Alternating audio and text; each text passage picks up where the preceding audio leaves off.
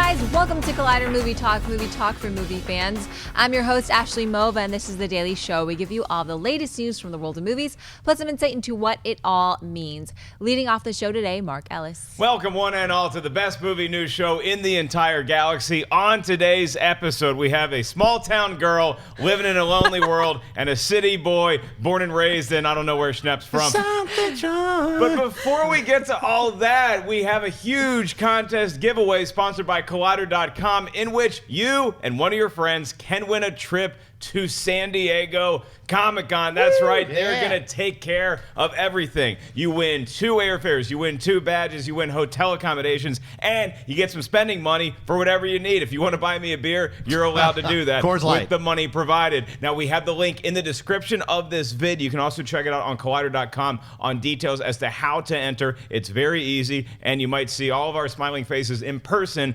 this summer at San Diego Comic-Con. Well, speaking of smiling faces, Ashley, who's joining me on the panel today? Oh, okay. Jon Schnepp and Clarke Wolfe are also here. Look at them. Now, one of them loves Journey, and one of them cannot stand Journey. Not going to give away who is fans of what. You know what? I just want to say, you're on your way. Float like a butterfly, sting like a bee. We'll always love you. Muhammad Ali, he has gone on his journey. That was beautiful, and you managed to weave in the band Journey into that statement. Don't stop believing, Clarke Wolfe. Okay, Clarke, I think maybe people are going to figure out that you might not be the world's biggest Journey fan. I have no idea what you're talking about. That's right. But she is a huge fan of socks, and she also loves horror films and all things in the world of horror, which is why we're very excited that today is the day, the launch date of Collider Nightmares. It is premiering on the Collider YouTube channel, and it is hosted by the one, the only classy Clarke Wolfe. Tell us a little bit about this program. Boy, I am so excited for this. And we have a great show put together for our premiere later today. Mr. Jon Schnepp will be on the panel with us, as will Perry and Mr. Mark Riley. It's going to be a great conversation. And so you guys have been super supportive, and there's been such a positive feedback, and I'm really grateful for that. But some of you have said, listen, we like you guys, we're fans of you guys, but we don't like horror movies, and so maybe we're not going to watch. And for you guys, I want you to know that we are going to be talking genre entertainment, whether that's horror, science fiction, fantasy, film, television, comic books, across the board. I really think that this is not going to be an inside baseball show. I think you guys are really going to enjoy it. If you love movies, if you love pop culture, if you love entertainment, I think this is going to be a show for you, so give it a try. You'll enjoy it. You watch Collider Nightmares faithfully with open arms. Schnepp, your show Heroes now moves to Wednesday. Is that correct? So we get Collider Nightmares on Tuesdays, and then we're going to have Heroes on Wednesday. Yeah, we had to go our separate ways. We rocked on from Tuesday and moved right on into, I'm done with the Journey stuff.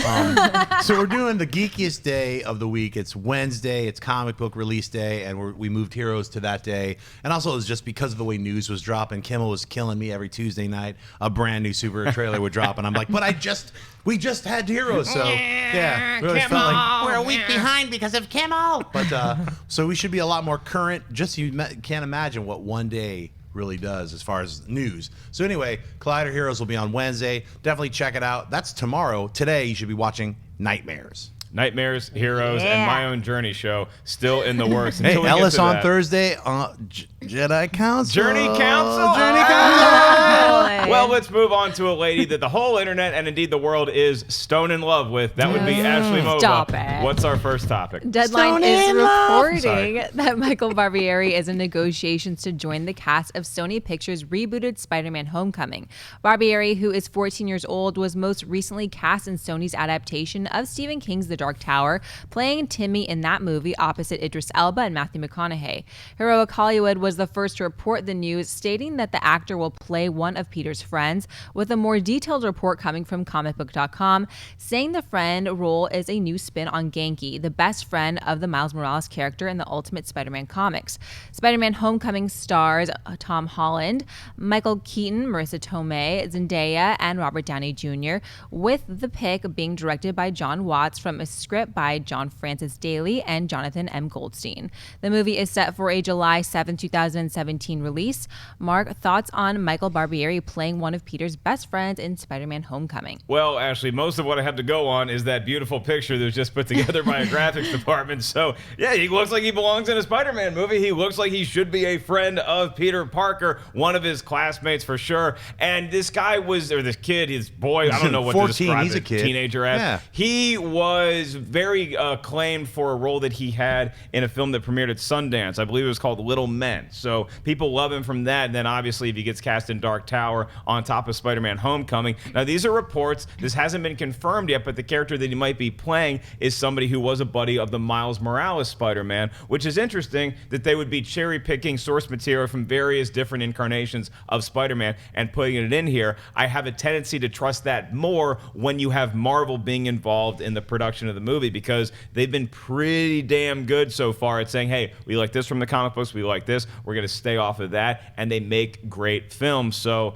I'd be on board with this kid being in a movie. He looks like he belongs in the class that Peter Parker. Clarke, what's your take on this? Yeah, I mean, I think it's an incredible endorsement to be involved in the Dark Tower film. I think that cast is fantastic, and I think everyone at that studio really wants it to succeed. They've got heavy hitters like Idris Elba and Matthew McConaughey, so anybody who's in there is no joke. I do think that I would be very curious to see who he actually ends up playing, because I think we were looking a little earlier, and the character that he's rumored for in the comics, I believe, is an Asian character, and I can't imagine that Marvel would cast a Caucasian gentleman, considering all of the past kerfuffle in their casting. So I'd be very curious to see who he actually ends up playing. Schnepp, you run a show called Heroes, as we Right. mentioned earlier. Do you have any inclination as to who this kid should be playing and who Miles Morales' friends is? Be cool if he was playing the younger Osborn. You know, it's like we don't know who Michael Keaton is playing yet. Whether he's J. Jonah Jameson or is he going to be the Green Goblin? Is he going to be the Vulture? We don't really know anything. They haven't let us know anything about what the story is, except that it takes place in high school. This kid looks like he belongs in high school. He's going to be Peter Parker's friend. If they're taking a little bit of like a couple of pages from the Miles Morales storyline, we've heard that the animated Spider-Man film is going to be the Miles Morales Spider-Man, which kind of makes sense. That way they don't have two Spider-Mans dueling for your attention in the theater. But I think it might be a smart move to start introducing. Maybe he refers to, yeah, Miles is in my class or something. They throw Miles a little flavor in the movie, and then as a soft introduction to him, maybe in Spider-Man 2 or 3 or however they want to run it. So I'm not going to take a guess. It's like, you know, it's just like he's probably not going to be Flash Thompson. I'll say that. He's not going to be the bully who beats Spider-Man or the Peter Parker up. He doesn't. Seeing that picture of the kid, he doesn't drip bully. You know, No, he looks like he has very attainable lunch money for somebody else. He drips freaks and geeks. I can't even say it. Free drips and greeps. He drips freaks and geeks. That's what he looks like to me, like one of those guys. So. Well, look, just think about this kid, and if he already has some acting chops, and then the next couple of years, the projects he's working on, where you get to work with Idris Elba, Matthew McConaughey, Robert Downey Jr., Marissa Tomei, you get to be in these huge projects. Like, he's going to learn how to be a movie star pretty quickly if he wants to continue down that path. Or he could just retire and then go to college. Be like, yeah, I've already done all that. Done. I'm good. Yeah, I'm 19. I'm tired of this movie star. If you've been on 2 professional movie sets like that, you pretty much already have a communications degree. Yeah, so you're good. Go to DeVry, spend the 3 weeks there, get your degree, and then Become a move on. doctor or something meaningful, you know? Superhero movies are meaningful, Jon Schnepp. I'm just How dare kidding. you. Jeez. You know what? He actually makes a great point. Be a doctor. We need it. All right, Ash, what's our next story? Universal Pictures has staked out 3 new release slots beginning in 2018 for as yet untitled mystery event films. The 3 dates are all described as film events, with the first landing in theaters on August 10, 2018, the second on January 18, 2019, and the third dated for April 10th, 2020. It's anyone's guess on what franchises will take these spots, with Fast and Furious 8 coming in April 2017. Star Vin Diesel has teased 2 more movies in the core film saga, and Universal has typically kept their Fast and Furious movies for April or summer releases. Another major franchise owned by Universal is Pitch Perfect, which continues to make money. The third installment is scheduled for a Christmas 2017 debut, so there could be a slot dated for a 4th installment should the third break bank. And with Universal already announcing Jurassic World 2 June on June 22nd, 2018, as well as an Untitled Universal Monsters franchise film on April 13, 2018. It remains to be seen what event films will end up where. Schnepp, what event films do you think will be premiering in these mystery dates? I think one of them can definitely be starring the person who's in everything, The Rock. It could be Hobbs, call it Hobbs End is what I would suggest. But and then the other two could easily be the monster films. You could have the creature from the Black Lagoon. You could have the Wolfman. I mean, you've already got Tom Cruise and the Mummy, and then I don't know how if they're gonna stick with the Invisible Man and Johnny Depp. I see that going away. Is personally how I would imagine that happening. But I'd love to see what they're going to do, the new version of the creature, the new version of Frankenstein, the new version of Dracula. All those things are things that they want to do because they're trying to create a Universal Monsters universe, and the only way you do that is you have to make the movies. So these are mystery movies. That would be my guess. Yeah, I mean, as soon as I saw this news and I saw Universal Pictures has 3 dates for upcoming mystery films, I'm thinking, oh, sweet, the classic monsters are going to be coming back. But you do have to remember, there's a lot of other stuff going on in the Universal landscape. This is the same production house that pretty much broke the bank last year when you're talking about Jurassic World and the Fast and Furious and all these movies that came out that did such huge numbers. So it makes sense that they would want to be championing another Fast and Furious movie, whether that is continuing in the sequel, so that would be the 8th, 9th movie, or you just have The Rock in a spinoff of that. But you got to think, particularly that January date makes me a little nervous because I think that is going to be a monster movie. And January, I'm not a monthist, but January isn't the best time to open movies in general. Maybe it's a soft landing spot for a Creature from the Black Lagoon or another Dracula or Frankenstein reboot. I just hope that Universal takes this stuff seriously because I'd love to see those monsters back on the landscape in a positive way as opposed to the direct that we've gotten by and large in the last couple decades. Clarke, where do you see these dates being? Well, keep in mind, up until Deadpool, February was a dumping ground too. Very true. And Deadpool was great, and Deadpool made $1 bazillion. I think what we're learning, I think what Universal is learning by this summer, the summer of sequels kind of flopping or underperforming, is maybe that they're expanding their strategy outside of the summer months. And I think that would be very smart for them to do, especially with regards to the genre films that they're allegedly putting out. Because keep in mind, every January, yes, we get some not so great genre movies, but they typically always make lots of money. Think about Texas Chainsaw 3D, came out in 2013, made killer money. Universal had Mama come out, I believe that was in January as well, January or February in 2013, and that made killer money. So I think they're looking at their track record for sure.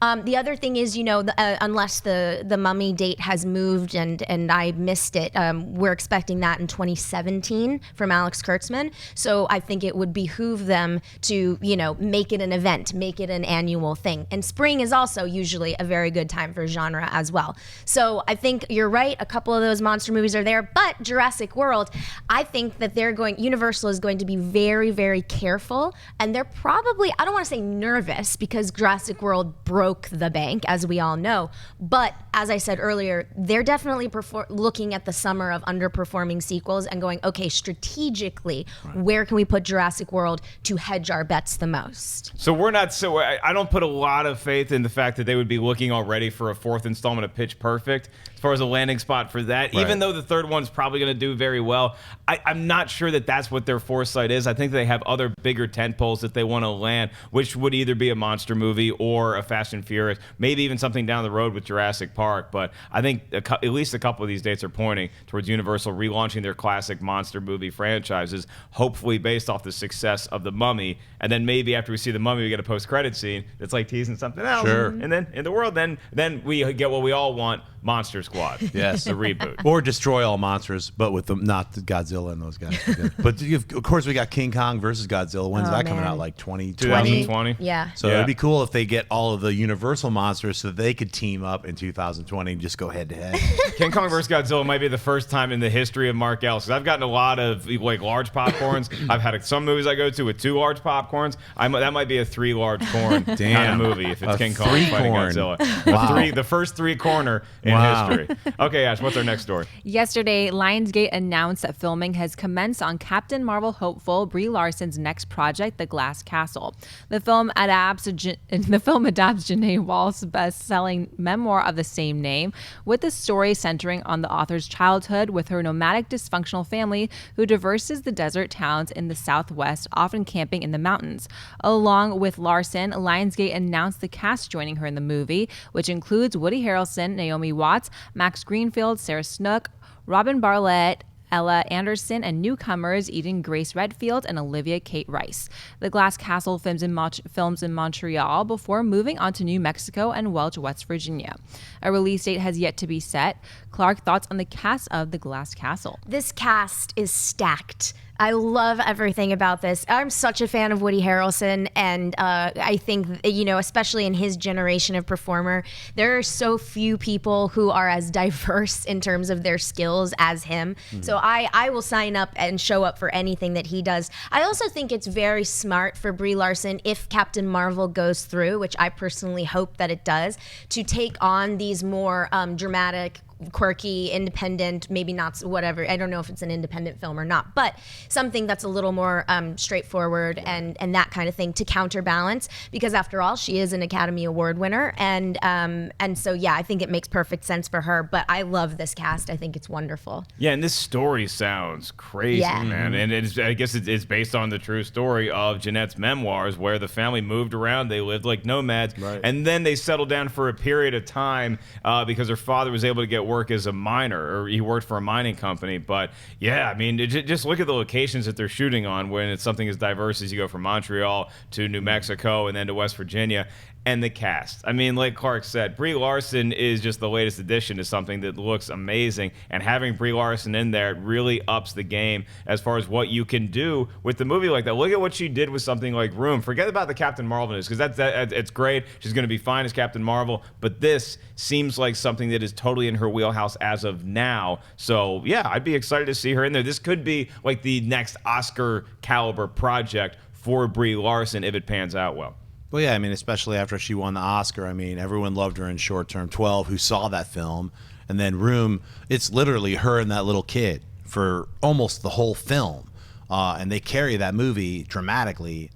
Anything she's in nowadays, I'm looking forward to. This sounds quirky, yet also like a kind of a bigger, sweeping drama, a family drama. So, I mean, this fits into her wheelhouse. The thing that doesn't fit in is Captain Marvel, but that she's being cast as the lead role, I think it just makes it more interesting to me. It makes me more excited to see someone of her acting caliber take that role on. I mean, I almost feel like it's a reverse, where you get like someone who is unexpected to get into a role like that, and then they become that character in that role, and they make that role come to life. So to see her in this Glass Castle, like you said, the cast, incredible cast. Looking forward to the film. Y'all ever go camping in the desert?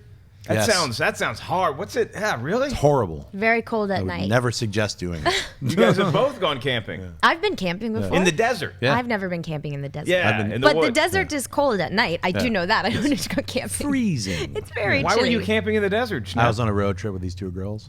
Whoa!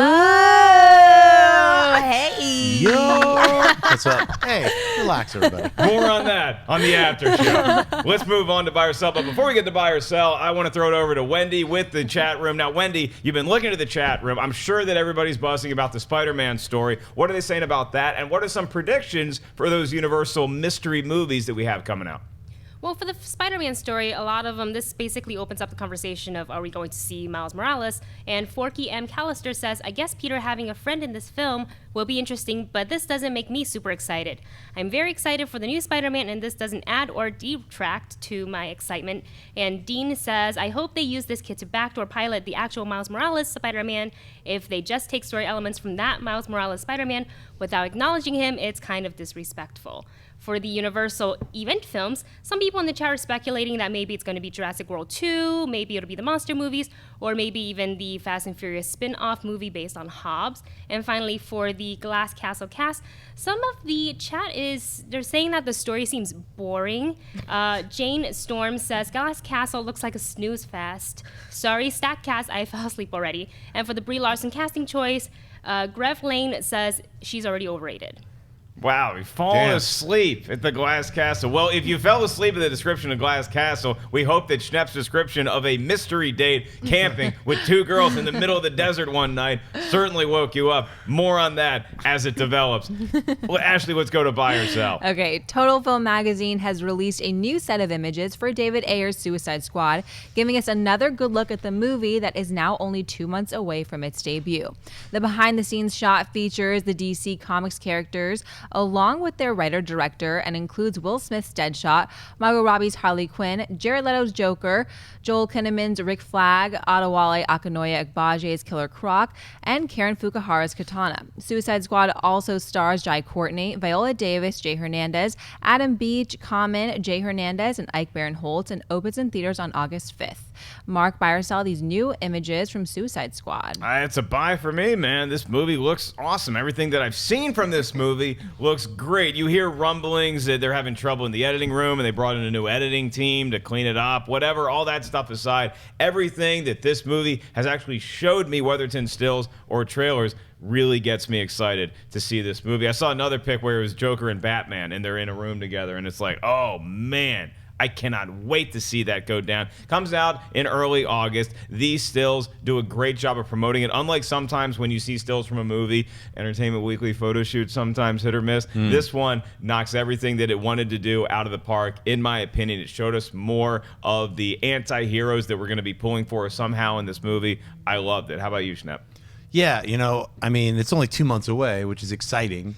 I don't want to get too excited about it. I've already learned my lesson. Yeah, relax. Just wait to see the movie. Yeah, photos, they're all good. Can't wait. 2 months, 60 days. Let's do it. Big buy for Ellis, big buy for Schnepp. Oh, yeah. Clarke Wolfe? Yeah, I mean, Mark, I agree with you with what you said. I think that these pictures do what they set out to do. I think for people who are looking forward to the movie, they show them more of what they want to see, and that's great. So I don't know if you can tell, I'm not looking forward to Suicide Squad. I don't want to be a Debbie Downer, but it's a big question mark to me. Sure. So it's a we'll see, like you're saying, Schnepp. But for what they set out to do, I buy it. Is it the subject matter, or No. is it a DC property you're nervous about, or is it just what's the issue with Suicide Squad right now? Well, I don't actually. I don't think from what I've seen from these trailers that anything cohesive has been presented to me. For instance, the difference between the first trailer and the Bohemian Rhapsody trailer was, kind of just like, I see what this is. This is marketing department. You can cut anything to Bohemian Rhapsody. My friend cut a Monster Squad trailer to Bohemian Rhapsody, and it was amazing. Wow. And also, look, while we've debated this many times on this show, reshoots are nothing, out of the ordinary. We know that. But something just doesn't quite add up to me about this particular film. I get that, I think, the reshoots that might be involved with Suicide Squad are probably a lot different than the reshoots that are happening with Rogue One. Sure. I think the reshoots that are happening with Suicide Squad are a direct result of Batman v Superman's critical response and its box office performance. So the course correction of DC started with, hey, let's fix some things in Suicide Squad, and as well as add some things and do the pickups that Ayers wanted to do. There's no reason to and that's the thing, that's our job, is to talk about this stuff. Like, hey, they're doing a reshoot and have our opinion on it. But ultimately every film, usually if it has a big budget, gets reshoots and pickups, are what they're called. It's not like, oh, the whole thing has to be 40% is being reshot. It's like, well, we looked at it. My story I love to use is The Thing. John Carpenter shot it and then reshot almost half of it, and no one knew about it because he was shooting out in the Antarctic. And to that point, another one that I actually really enjoyed was World War Z.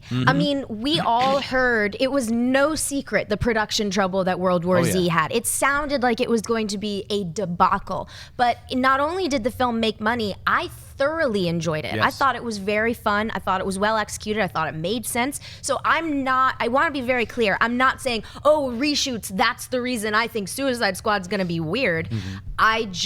It's not clicking for me yet. I understand having the nerves. I also just like my party line when I go into a movie is sometimes it could end up like World War Z, where you read all these things and it's like, then you see the movie, and I loved World War Z, or you hear all these things about Fantastic Four. I saw the trailer and the trailers looked really good, and the movie clearly was not very good or even kind of good. It actually really sucked. But Suicide Squad, everything that they've showed me so far looks great. So if I read reports, it can make me a little nervous, but the movie doesn't have to be good right now. The movie doesn't have to be good on August 4th. Totally. As long as the movie is good, when it comes out on August 5th, I'm going to be happy. That's the only thing I'm judging it based on. So we'll have to wait and see.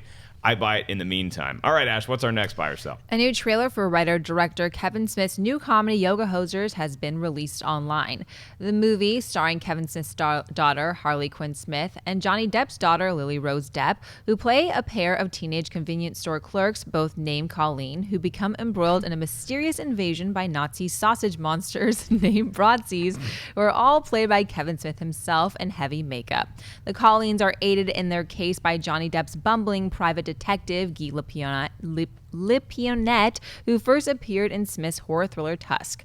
Yoga Hosers opens in theaters on July 29th. Schnepp, buy or sell the new trailer for Yoga Hosers? I'm going to buy it, and I'm going to buy it for a couple of reasons. It takes a lot of balls to do something like this, to follow whatever you want to make and do whatever you want, and 90% of the people are probably not going to dig it, and you're making it for just a small group of people who are going to enjoy something.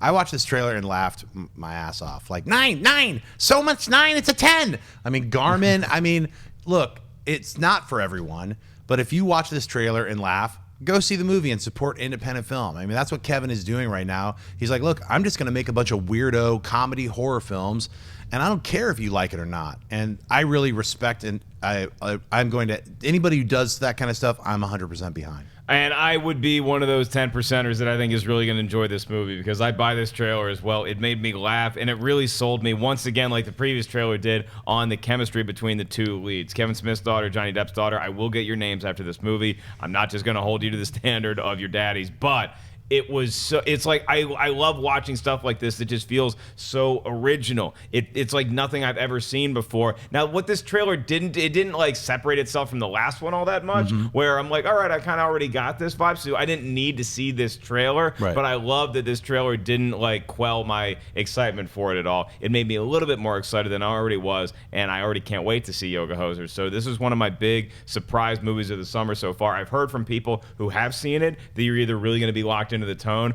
or you're just going to be sitting in the theater for 2 hours like, what the hell am I watching right now? I hope that I'm in the former and not the latter. How about you, Clarke? Yeah, I enjoyed a lot of this trailer, and I think first and foremost the chemistry between the two girls is what is really intriguing to me.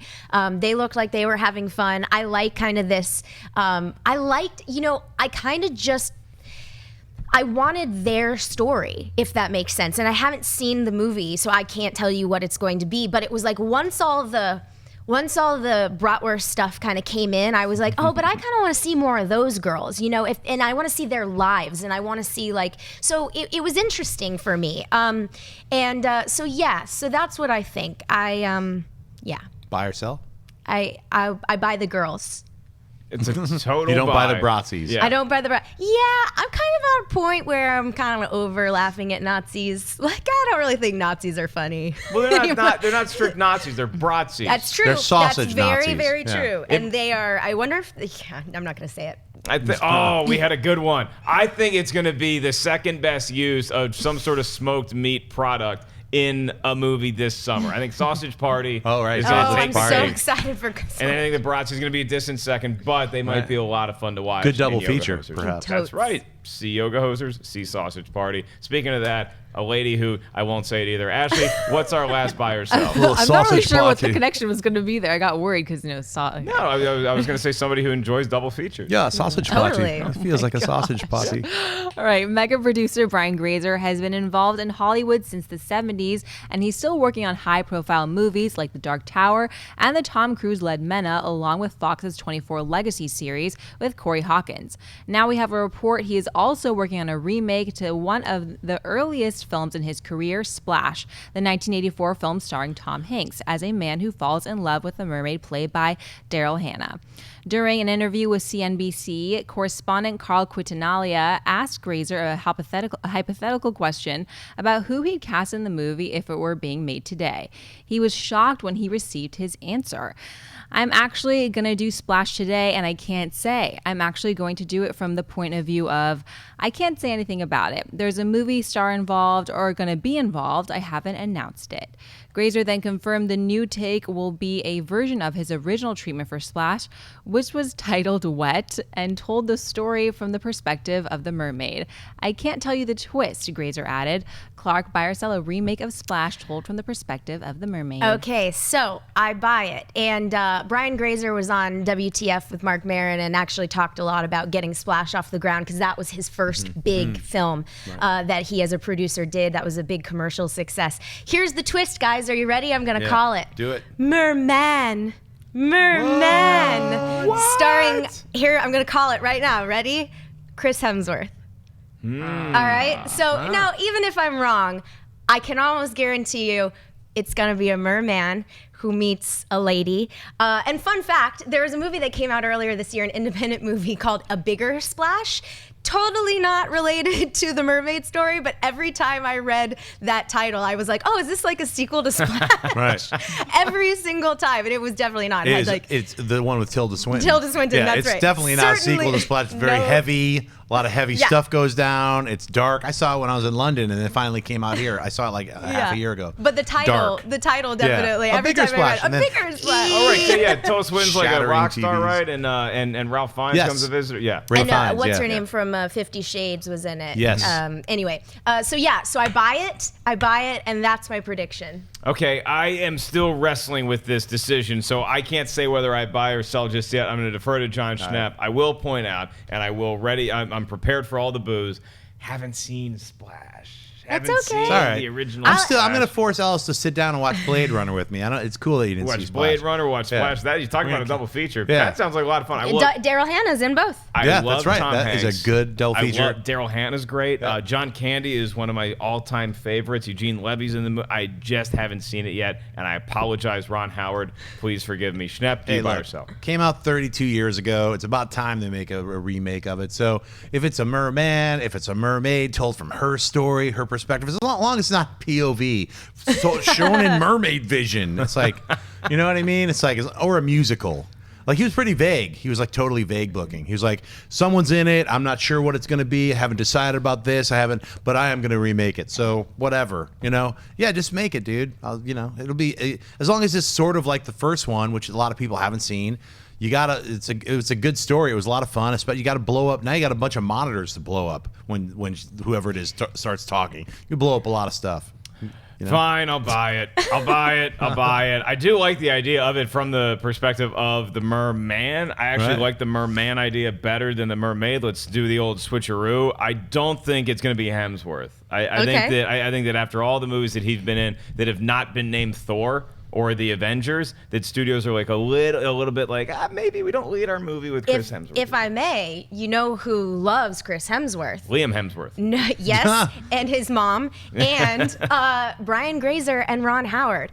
Totally. The race car movie, which I'm forgetting the name of. Rush. The fish movie, In the Heart of other the fish Sea. movie. You got That Black one. Hat. Were they involved in Black Hat? I mean, they were not. okay. That's legendary. But yeah, I mean, I'm just saying. I'm just saying that the Glazer Howard team, they love them. I got an Hemsworth. idea. You guys gave me an idea. Glazer, if you're watching this, forget about Hemsworth. Use a real manatee. Because a lot of sailors were out at sea and they see these manatees, and that's where the mermaid That's very lore Tusk came from. of you. Yeah, just we were talking about Kevin Smith just inspired me. Use a real manatee, and it's told from its perspective. Okay, I like your idea to a point. At some time in the film, though, after the first act, we have to have that creature fall in love with an earthbound walking around lady. I don't know a lot of ladies that are sexually attracted to manatees. Look. Maybe that changes. Maybe you see a girl hook up with a manatee on the news. We're like, oh, we can get this movie off the ground. I don't see where your movie goes after Act 1. It goes into some kind of beautiful musical where an old lady falls in love with this manatee. and starts singing to it. Because he's a real manatee. Yeah, it's a manatee. I have so many more questions about your camping trip that you took in the desert with two ladies. Maybe they were sea creatures as well. We'll have to find out more. Before we move on to opening this week, let's go back to Wendy Lee in the chat room. Wendy, what are they saying about, first of all, Schnepp's splash idea, and then all these other stories we just talked about on Buy or Sell? Well, let's go all the way back up to the Suicide Squad new images. I'm seeing a lot of buy for this, a lot of excitement. I'm also seeing a lot of sells because these are the images they've seen before. Danny Dallas says they've been promoting this film too much, I think. I'm like, I know it's going to be great, so shut up already. For the new trailer for Yoga Hosers, I saw a lot of people in the chat selling the trailer. Some are saying the jokes just didn't work for them. Some say the trailer showed too much of the movie, and others are buying this because Kevin Smith. And finally, for the Splash remake, seeing a lot of sales. The chat is also giving their casting choice for the possible mermaid, and they are wanting to see Emilia Clarke as the mermaid. And Elliot Weinberg says, sell the Splash remake. There is nothing that could live up to anything Tom Hanks and John Candy have done. Nice. Well, I totally agree with most of that. I just haven't seen Splash yet, and it is on the to-watch list. I promise you guys I'll check out Splash probably before I watch Blade Runner. Let's go to opening this week. Ashley's going to tell us about a movie that's coming out at AMC Theaters this very weekend. What do we got, Ash? It's Warcraft. Looking to escape from his dying world, the orc shaman Gul'dan utilizes dark magic to open a portal to the human realm of Azeroth. Supported by the fierce fighter Black Hand, Gul'dan organizes the orc clans into a conquering army called the Horde. Uniting to protect Azeroth from these hulking invaders are King Lane, the mighty warrior Andun Lothar, and the powerful wizard Medivh. As the two races collide, leaders from each side start to question if war is the only answer. Yeah, war is the only answer, and it's going to be between orcs and humans. And War is the answer. Sometimes war is the answer. I don't want it to be in real life, but I do want it to be in a world where orcs are coming into human territory, and we got to find a peace, or we're just going to kill everybody. And I was not a fan of the Warcraft game. I never played it, so I don't know if I would have loved it or not. I was more interested in Magic the Gathering at the time, so I walked into this pretty fresh. I have seen the movie, and I liked it. I thought it could have been much better, but I also think that it's a very enjoyable fantasy film. It was an above-average fantasy film, is what I'll say. And so, yeah, I think Warcraft is something you can go enjoy and see. And I think that if you did play the game Warcraft, there's a lot of Easter eggs in there for you that I just missed. So if you love Warcraft, I think you'll dig this movie. If you did not play Warcraft, you can walk in and have a solid time enjoying a fantasy film. Clarke, have you seen this movie? Yes, I have seen Warcraft, and I agree with you, Mark. You know, as somebody who hadn't played the game and was not familiar with the world, I would say that was my biggest problem with the movie. Was it was kind of like being dropped into Game of Thrones season 3 episode 6. You're just like, what is a Khaleesi? I don't understand. What is all? So I admit that I was confused during the movie, and I had wished that they had maybe taken their time a little bit to not necessarily ease us into the world, but ease us or explain the terminology a little bit more. However, with that being said, I am sure that Warcraft fans, this is a movie for them, I think, first and foremost. Yeah, I mean, I think my biggest issue, I thought Duncan Jones did everything he could as far as directing the movie. I thought the story gets a little muddled sometimes, and some of the casting, while I didn't think it was necessarily bad performances, it just felt miscast as far as, I think a lot of these people are very talented, like Dominic Cooper and Ben Foster are great. I just wanted to, they just didn't feel like they were a king and a wizard. I felt like they were kids playing dress up in their parents' clothes. They didn't feel like they were in the same movie. Like, for me, a couple of these actors or a couple of these characters, I felt like they were in different movies. That's what I'll say. The performance capture or the motion capture, whatever it is, what I was nervous about going in. I wanted it to be able to look realistic enough, and I had the pleasure of seeing this in IMAX 3D, and it looks really good. The orcs look tremendous. That's something to look forward to. Are you excited about this, Schnepp? I am. It's like Duncan Jones also wrote on the game. I played Warcraft many years ago, back when it was an overhead tabletop type of a thing. And I, wasted many hours having, digging gold and cutting down trees and stuff like that. So researching spells, death and decay, let's crisp them up. So, as a fan of that kind of stuff, it was a lot of fun. The trailers didn't sell me that much, the first few trailers. And then the last trailer, I was like, all right, this looks like a lot of fun. I've read you guys said you liked it okay. There's problems here and there. That's what I've heard from a lot of people. But then I read a review basically saying it was leverage. It was saying it was like Battlefield Earth. Yeah. I was like, I mean, it just slaughtered the movie. And I was like, man, it just sounded very one-sided, like this guy might have a chip on his shoulder or something. Because everyone else, all the other reviews, especially from people I know, like you guys, have said, there's problems with it, but there's a lot of fun parts to it too. It's like in the middle somewhere. So I definitely, if you like Warcraft or if you play the game, go see the movie and make up your own mind. Yeah, and if I may, that Battlefield Earth comparison definitely generated a lot of buzz online. Yeah. And having had seen the movie when that review came out, I was like, absolutely not.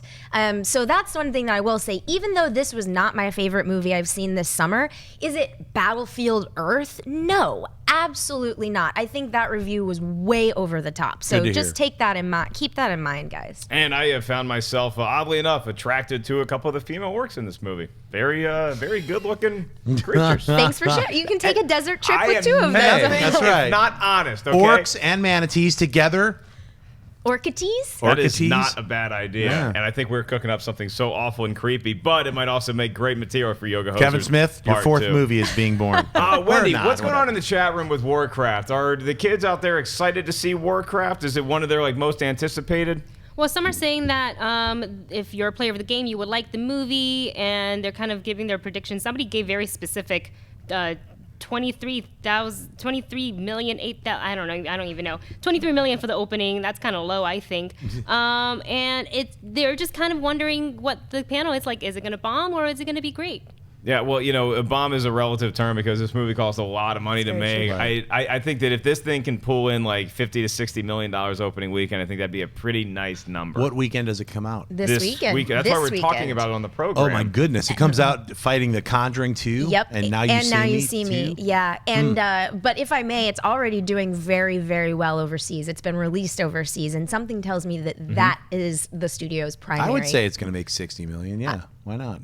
All right, well, if you paid the money to see it, it's another $15. I'm paying $60 million. Coming to Warcraft.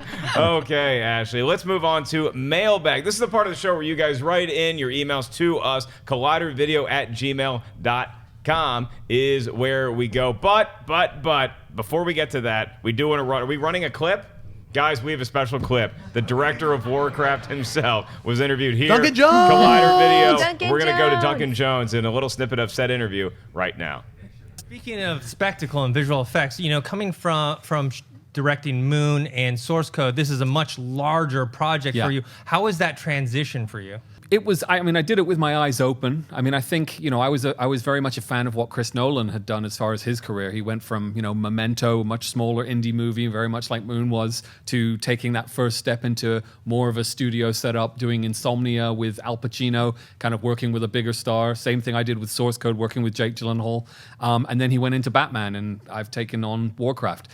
So the opportunity to kind of start what will hopefully be a franchise and the opportunity to do multiple films in that universe.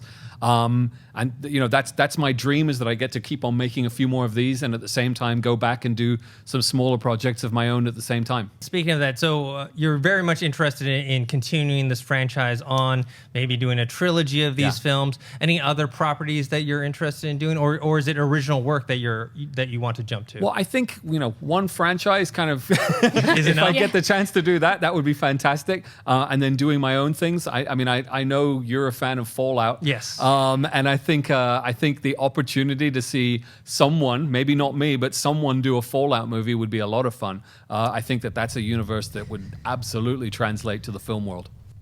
Huge thanks to Duncan Jones for coming in and spending some time with us. You guys can catch the full interview on Collider Video's YouTube channel right now. And as promised earlier, now we're going to go on to Mailbag, where you guys have sent in your emails, and we're going to save some time at the end of the show for your live Twitter questions. Go ahead and tweet us now at Collider Video. Ashley, without further ado, what's up first in our mailbox? Heston Roberts writes, as a daily viewer, I'd like to thank you for being the best damn movie-related show on the planet. My question is spoiler-related, so please get that spoiler tag ready. I wanted to know, which films have you watched that had the most surprising character's death? A death scene that took you completely by surprise, whether good or bad. For me, it was Bill Murray in Zombieland and Samuel L. Jackson in Deep Blue Sea. Would love to hear a spoiler-filled answer.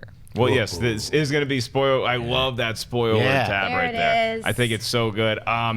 The one that I'm going to go with is I could kind of smell something bad happening. But it just didn't feel like that kind of movie. Right. And then all of a sudden, Anna Klumsky and Macaulay Culkin go walking into the woods, and they have this great budding romance, and the movie's called My Girl, and everything's good until the bees! The bees! They sting Macaulay Culkin, and he dies! What the hell is that movie about? Oh Are my you God. kidding me? The cute kid from Home Alone. They killed him. Now he's got a girlfriend. He's gonna go walk into the woods. Maybe they make a fort. Maybe they share their first kiss. Nah, I got a better idea. Let's have a bunch of bees sting his ass and kill him, and then we're all gonna learn something in the process. What the hell? Why did they kill that kid in My Girl? I'm upset about this. Poor Thomas J. Ah, Poor Thomas jeez. J. Whew, that Well, must her have- dad I'm not did seeing work that movie. in a funeral parlor, so talk about foreshadowing. Yeah, God, my God. Okay, sorry about that, everybody. But yeah, it's not a good ending at all. The Why would you do glasses, that? they hit the ground. Yeah, and they wait, do we have to kill Macaulay Culkin? Oh, because we got My Girl 2 coming out, and there's no way we can bump Austin O'Brien. No, you keep Macaulay Culkin in there for 2 and 3 and 4, and then he's just got another franchise on his hands. Kill him in the 5th episode, right? Yeah, that's what I'm saying. Yeah, I mean, you would have to kill him eventually, but not in the first one. All right, Schnepp, what do you got? Let's see. Big spoilers. If you haven't seen Nice Guys, I finally saw it last night. Oh, plug your ears. There's a death at the end that was like, really? Is that necessary? And then the rest of the movie kind of falls apart. I love the first hour. And then after that death, the entire movie just unravels and stops being funny. So, real bummer for me. Because Do you I was guys really understand how meta we just went, where we had a spoiler alert inside a spoiler alert? Yeah. That was Yeah, she's being deep. spoiled. Well, here's one that... No, we're done with that. But the one I really wanted to talk about is William Friedkin's To Live and Die in L.A. Now, when I saw that in the theater, I was 100% into that movie. I was like, man, this guy's going to get Willem Dafoe. Willem Dafoe is like a counterfeiter. You got this one actor playing it. His name is Chance. He's going for it. He's going to get him. He gets his face blown off. Like 2/3 of the way through the movie. The hero of the film gets murdered unexpectedly, and you're just like, what did I just see? You're freaked out. And his partner, who's sort of like an up-and-coming guy, who's sort of like, he's like, Robin to Batman, basically, and Batman just got his head blown off. It's a freaky film, and I'm not going to say any more about it, but that is the most unexpected death. I remember being shocked in the theater. Wow. You know what's funny is that the whoever wrote in the question actually did hit on the one that I always think about, where I was just shocked, is when Samuel L. Jackson Oh, that got eats me it too. when the shot comes Oh up. my God. I cheered. How about some other ones for you, Clarke? What do Yeah, you got? well, the one that, of course, since I'm here and Collider Nightmares is today, gotta go with some sweet Scream action. Drew Barrymore. They this was amazing. It was amazing marketing, too, because Drew Barrymore was in all of the trailers. She was on the poster, and it was this beautiful, and probably the OG, Janet Leigh moment of Psycho, where, a third, she didn't even make it a third. She was the opening kill. Yeah. And not only do they kill her, boy, they kill her viciously. She's not and coming brutally. back. Oh, Yeah.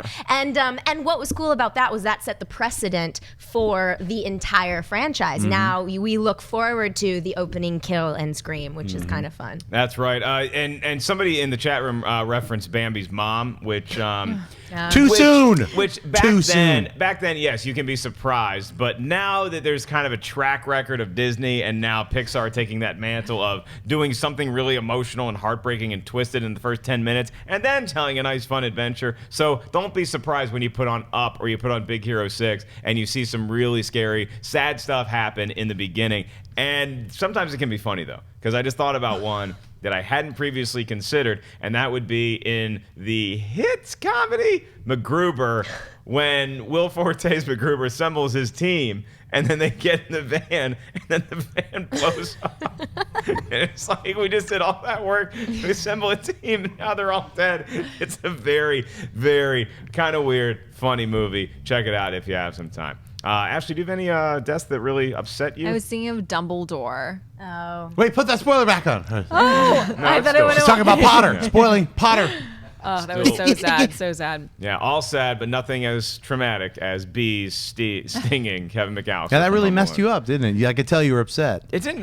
Like not. You were yelling of like 5 minutes ago. You were screaming. You were really That's upset true. about it. I wasn't happy. You were really. Did you cry when that happened? No, I didn't I'm cry just- when that I'm just happened, asking, but you know. it was more upsetting. It was more like I wanted to go outside and like punch something. Ellis, I cried during Up, that opening thing. Yeah. It really messed Who me up. didn't? Yeah. Well, I think we Thanks, should take Pixar. Yeah, let's Yeah. take a poll of who didn't cry during Up. I Robots, think that would save it. pure machines, sentient life forms, which are robotic, cyborgs. Yeah, the cyborg is like, I could not cry, but if I could, I would. Let's move on to our next question. All right, Stuart Fletcher writes, "Howdy, Collider crew. I love your show and watch everything I can. I'm glad to see Clarke has become a regular. My question is, we always compliment a director's style and perspective, but rarely give credit to the cinematographer. They are really the unsung heroes of the movie industry, but directors get all the recognition and praise. So I was wondering, where does the director's job end and the cinematographer's job begin? Who has more influence over the visual language of a film? Thank you very much." Ellis deflecting power. Boom, over to Jon Schnepp. What's the answer? The answer is twofold. I mean, it depends on the director and who they hire to be the cinematographer. A lot of directors sometimes like, look, I'm just going to simply work with the actor. You set up the lighting. You rock out how you want to do it. You know, directors will come up with shot lists. They'll work hand in hand with the cinematographer. So certain directors and cinematographers develop a relationship, and then they do the same films over and over and over again. Like Spielberg worked with, I believe his last name is Zygmunt.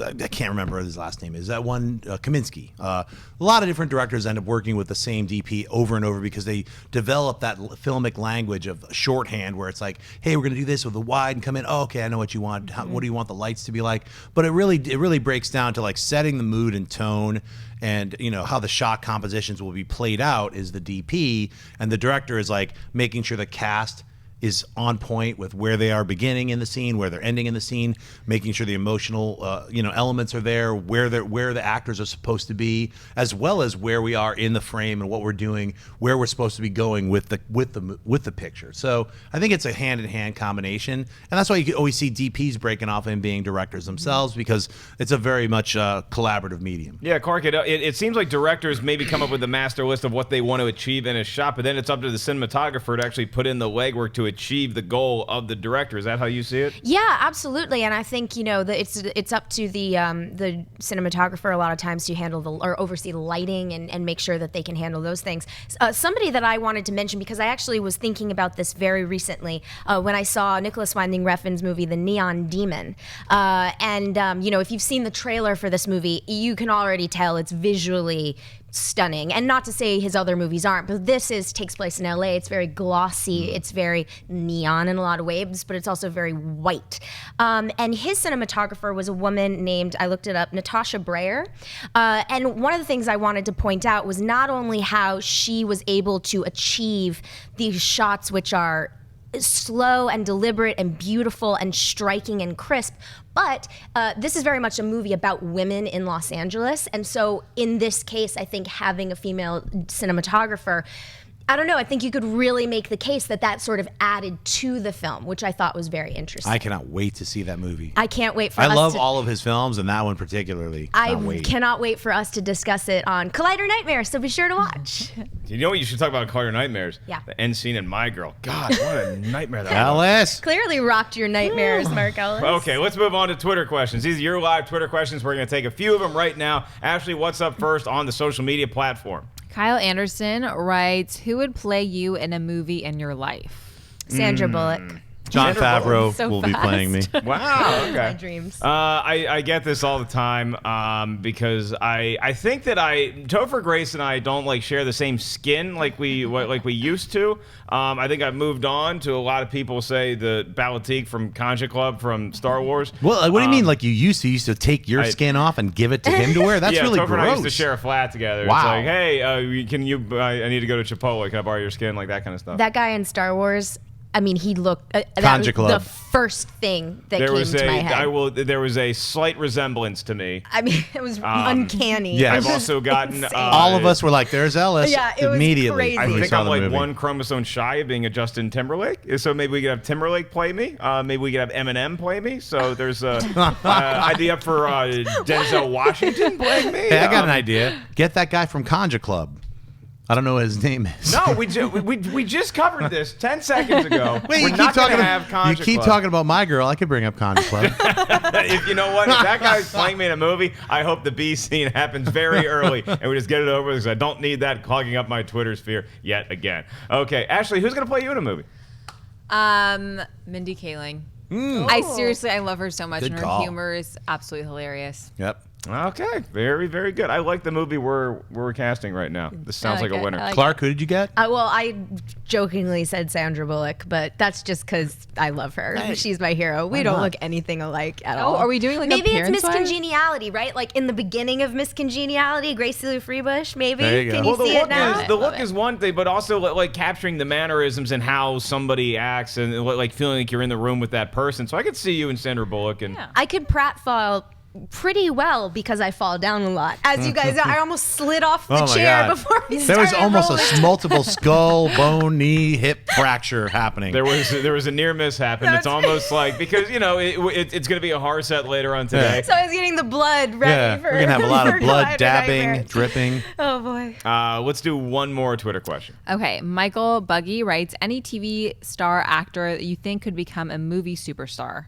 Man, that's a great question because for whatever reason, sometimes you see somebody on TV and you fall in love with them and it just doesn't work. And as good as I think what's her face from Lost is, she's really good. Evangeline Lilly is really good. But like Matthew Fox and the other guy who played Sawyer, it's like they've been in movies and it just doesn't pop for me the same way that it did when I saw them on Lost. Not to say they can't get it together, but I just don't see them on the big screen. Then you have a guy like Clooney who is great in ER and it's like, oh, I wonder how this guy will be. And he's George Clooney. So it's tough to tell. Schnepp, who's on the landscape right now of television that you think is ready to make the leap onto the big screen?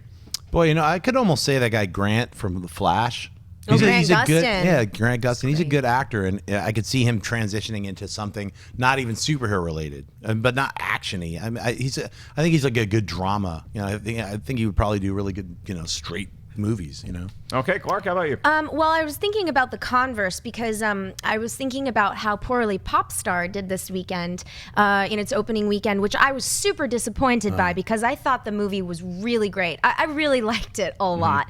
But, you know, it appears that Andy Samberg is not a movie star in the way of like, you know, he's great on TV. People watch his show, Brooklyn Nine-Nine. Didn't he win a Golden Globe for that show? I'm pretty sure he did. And it's a hit for Fox. And he, of course, was great on Saturday Night Live, Lonely Island, all of those things. And I love Hot Rod and I love, you know, Popstar, but I don't think America wants Andy Samberg to be a movie star. I think one of those things with him is that it doesn't matter how much we're in love with somebody. If the movie clearly it's not marketed as like a mass movie, then it's hard to judge them based on that. But you're right, like Hot Rod was like a very small release, and Popstar was a big release, but it seemed like it had its niche audience. And That's My Boy was, you know, carried by Adam Sandler, even though Andy Samberg was in it. So I'd give Andy Samberg one more shot, maybe a couple more shots at being in a more of a mainstream movie if that's what he wants to do. And if he doesn't want to do that, if he keeps wanting to make Hot Rods and Pop Stars, that is A-okay with me. For my personal take, I think that we've seen the Walking Dead has been a pretty good breeding ground for people who can make the leap, at least with somebody like Norman Reedus. And then I'll also say that I'm a huge fan of the show Bloodline. We're actually going to do a spoiler-heavy review of Bloodline Season 2 sometime this week on Collider Video. And anybody in that show who has not yet made the leap to the big screen, I think has a lot of potential. A lot of the people in Bloodline are already movie stars. Yeah, Kyle Chandler has already been in. Ben Mendelsohn has already been in there, but there's a lot of just like smaller day players in there too that I think really have some good acting. I would bring up almost everybody who's in Vikings. Like literally, they got Travis. And Warcraft. In Warcraft, but I love the cast of Vikings, and I think it's one of the greatest shows on right now. It's fantastic, especially the female lead who plays Lagathar. You know, fantastic. All right, well, speaking of greatest shows on right now, that was Collider Movie Talk. Thank you guys so much for tuning in to this very special episode, jam-packed with good stuff. Thanks to everybody behind the cameras as well as everyone up here on the desk with me. Starting off with Mr. Jon Schnepp. Where can everybody find you? You guys find me on Twitter and Instagram, just at Jon Schnepp. Thanks all you people in Phoenix for coming out this past weekend at the Phoenix Comic-Con.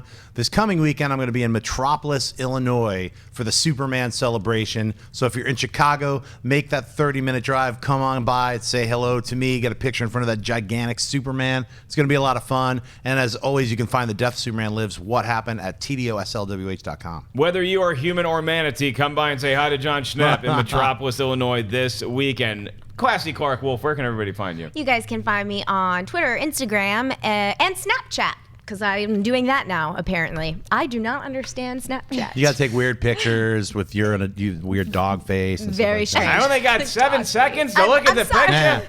That's right. So anyway, you can find me there at Clarke Wolfe, Clarke with an E, Wolf with an E. And in case you forgot, you can find me on Collider Nightmares today on Collider Video. We should go, the episode should post around 5 p.m. Pacific Standard Time. So that would be 8 p.m. Eastern Standard Time. And someone else that may or may not be on Snapchat, Ashley Mova, where can everybody I find you? actually also cannot figure out Snapchat. I need to get with it so I can do the dog face as well. It doesn't make any sense. Well, you guys can find me on Twitter and on Instagram at Ashley Mova. Happy Tuesday, guys. Well, it is Taco Tuesday. We want to remind you guys that this Friday is yet another, maybe the biggest event in the short history of the movie Trivia Schmodown. That would be when Screen Junkies head Andy Signore goes against our own director of development and my personal buddy, Christian George Harloff. This is going to be mind-blowingly epic. I have a slight favoritism towards Harloff, obviously, but I also think he's got the movie trivia chops to take down Andy. I think it's going to go the distance. So, Schnepp, do you have a dog in this fight? I think, Christian has got he's got the skills, but Andy is a beast. I'm seeing Andy edging him out just ever so slightly. Okay, Clarke, I know that you are the number 2 ranked contender right now in the movie Trivia Schmodown. You're only looking up at Dan Murrell and then Mark Yodi Riley, who has the belt. Who do you think is going to win this matchup between Andy and Christian? Boy, I'm going to say Christian because I don't want to face Andy. or Christian. I don't want to face either of them. If you look at the rankings right now, you know who the guy right next to you is? Who? Christian George Harloff. Oh, so boy. you might have to face him if he does, in fact, beat Andy like I think he will. Ashley, who's winning, Andy or Christian? I obviously have to go on Christian's team. Christian. Damn. You can chant his name when he's hosting the show. Okay. We want to remind you guys to check out AMCtheatres.com. That's where you go for all the latest box office and showtime information. Check out Collider.com, not only for great movie news stories, but also to win a trip to Comic-Con in San Diego this summer. The link is in the description of this here vid. And, of course, subscribe to our channel, Collider Video. I'm Mark Ellis, and I will be at Laugh Boston this Thursday through Saturday. See you soon, Beantown. Can't wait. Tickets at markellislive.com. See you tomorrow.